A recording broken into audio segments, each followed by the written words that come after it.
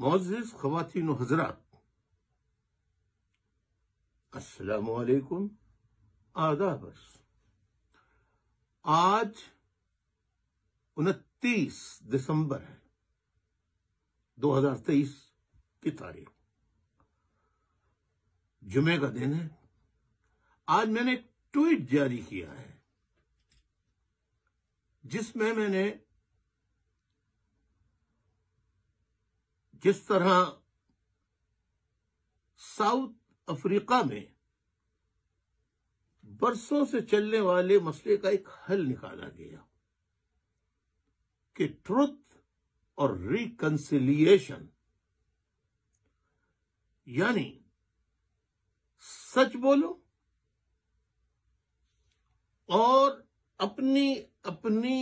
غلطیوں کو تسلیم کر لو۔ اب اگر ہم پاکستان میں جو پاکستان کے عوام اور فوج کے درمیان ہر گزرتے دن کے ساتھ جتنی دوریاں بڑھ رہی ہیں، وہ کسی بھی طرح ملک کے مفاد میں نہیں ہے۔ میں نے اس ٹویٹ میں جو باتیں کی ہیں اسے آپ غور سے پڑھیے بھی، اور سننے کے لیے میں نے ایم کیو ایم رابطہ کمیٹی کے سینئر رکن قاسم علی رضا کو ذمہ داری دی ہے، جو ایم کیو ایم کی سینٹرل کوارڈینیشن کمیٹی کے صرف ممبر نہیں ہیں بلکہ شعبہ اطلاعات، مرکزی شعبہ اطلاعات کے سربراہ انچارج بھی ہیں۔ وہ آپ کو پڑھ کے سنائیں گے، غور سے سنیے اور غور کیجیے۔ بہت بہت شکریہ، اجازت چاہتا ہوں، خدا حافظ۔ Truth and reconciliation. اپنی غلطیوں کو تسلیم کرنا اور غلطیوں سے سبق سیکھ کر اپنی اصلاح کرنا بڑی عظمت کی بات ہے، اور میری نظر میں ٹروتھ اینڈ ریکنسیلیشن ہی پاکستان کی بقا و سلامتی اور ترقی و خوشحالی کی ضمانت ہے۔ یہ کڑوا سچ ہے کہ پاکستان کے مظلوم عوام فوج کی اشرافیہ کے مظالم کا شکار ہوئے، اور فوجی اشرافیہ کے حوالے سے مظلوم عوام کا اعتماد بری طرح مجروح ہوا ہے۔ اس لیے فوج کے حوالے سے عوام کا اعتماد بحال کرنے کے لیے ضروری ہے کہ فوج کھلے دل سے تسلیم کرے کہ ماضی میں فوجی اسٹیبلشمنٹ نے بلوچوں، سندھیوں، پختونوں اور مہاجروں کی نسل کشی کی، ان کے انسانی حقوق کی خلاف ورزیاں کی،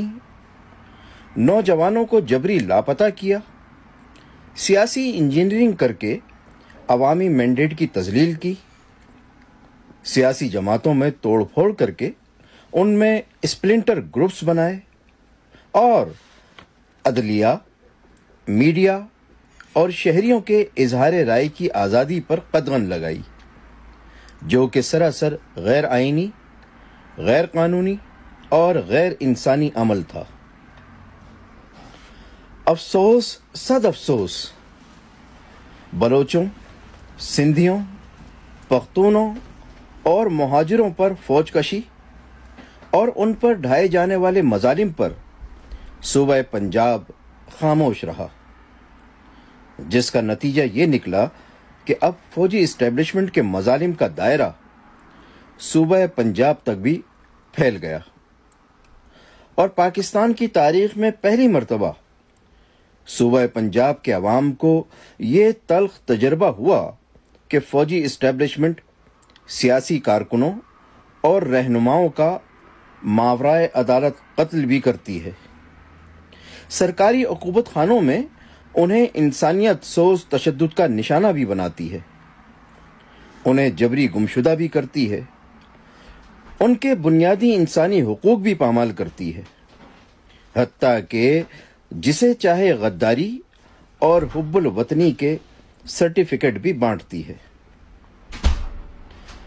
فوجی اشرافیہ کی غلط پالیسیاں، غیر دانشمندانہ اقدامات، سیاست میں مداخلت اور ہر مسئلے کا حل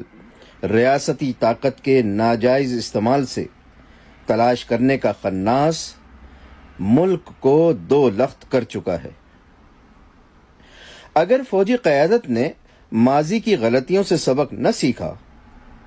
عوامی جذبات اور حقوق کے مطالبات کو ریاستی طاقت سے دبانے کا سلسلہ جاری رکھا اور ملک بھر کے عوام میں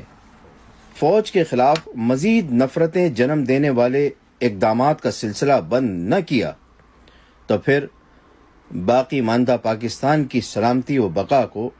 سنگین خطرات لاحق ہو سکتے ہیں۔ یاد رکھیں، پاکستان ہے تو فوج بھی ہے، سیاست بھی ہے، عدالت بھی ہے اور صحافت بھی ہے۔ اور اگر خدا نہ خواستہ پاکستان نہ رہا تو نہ کسی کی شان و شوکت باقی رہے گی، نہ کسی کے تمغے رہیں گے اور نہ ہی کسی کے مناصب رہیں گے۔ اگر مظلوم عوام کے حقوق کے مطالبے کو ملک دشمنی اور دہشت گردی سے تعبیر کیا جاتا رہا، عوام پر فوج کشی کا عمل جاری رکھا گیا اور اس کے نتیجے میں خاکم بدہن پاکستان کی سلامتی کو خطرات لاحق ہوئے، تو پھر ہمارے پاس سوائے پچھتانے کے کچھ باقی نہ رہے گا۔ میں پاکستان کے army chief general Asim Munir سے پاکستان کی بقا